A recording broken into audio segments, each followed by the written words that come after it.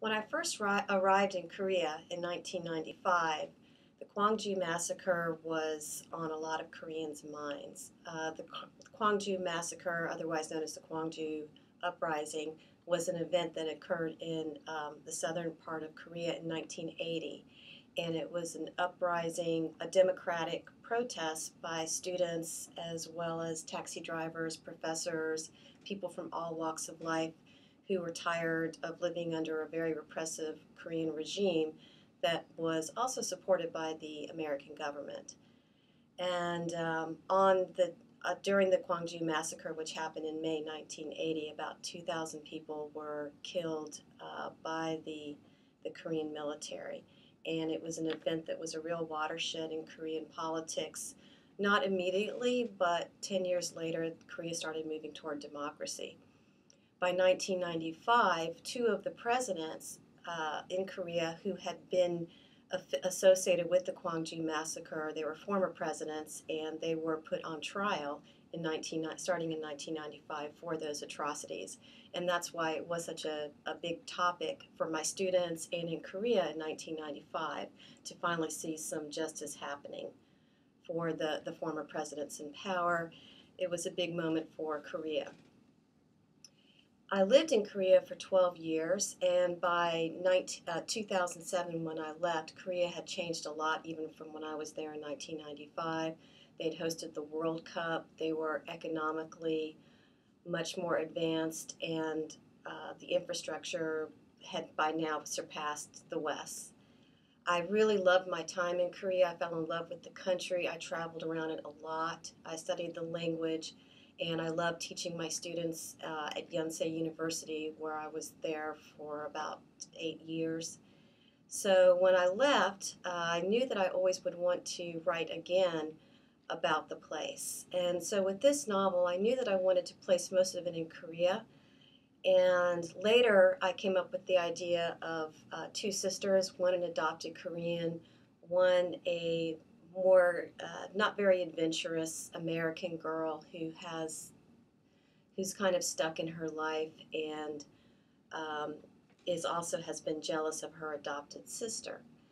Her sister Mina goes to Korea, and Allison, the um, the Caucasian sister, follows Mina there, and her life changes by visiting Korea. When I went back to Korea for a visit in 2010 to do research on the novel, I was struck by how, one, how increasingly rich and vibrant the country was becoming, but also it was the 30th anniversary of the Gwangju massacre, which seemed to not be a big deal for a lot of the expatriates who lived there. I think most of them were even unaware of it.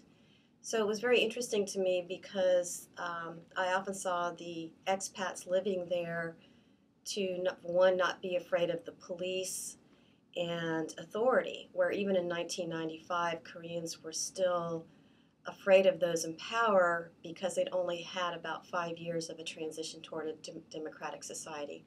So I thought I'd like to write about, one, this change in Korea, which was in the 70s especially, still very close to a third world country, and how quickly they transformed to this very vibrant and democratic country by 2010. So when I was in Seoul in 2010, I did a lot of research, just going around bars interviewing GIs, seeing what their life was like. And I also read old issues of the military newspaper Stars and Stripes to read about how they reported on the Gwangju event in 1980. And luckily with the internet, I could find blogs of GIs who had been in Korea during that time and before. I was also really lucky that a neighbor of mine and a very good friend was an American GI in Korea in the late 70s. And so I was able to interview him a few times extensively, and a lot of his memories of Pyeongtaek and where he was also informed the sections of the daughter's father, Wayne, in the novel. So that was how I was able to hopefully portray a time period that I did not personally see, hopefully with some accuracy and detail. And the current Korea in 2010, because I'd lived there for so long and still had friends there, I felt more confident about writing about because I had lived there and I was able to just spend time going to places, writing down my impressions, noticing and hopefully capturing this dramatic difference between the country and also this family that experiences Korea from 1980 and then this very different Korea in 2010. So it was a lot of fun to research, and I hope that the research makes the novel stronger.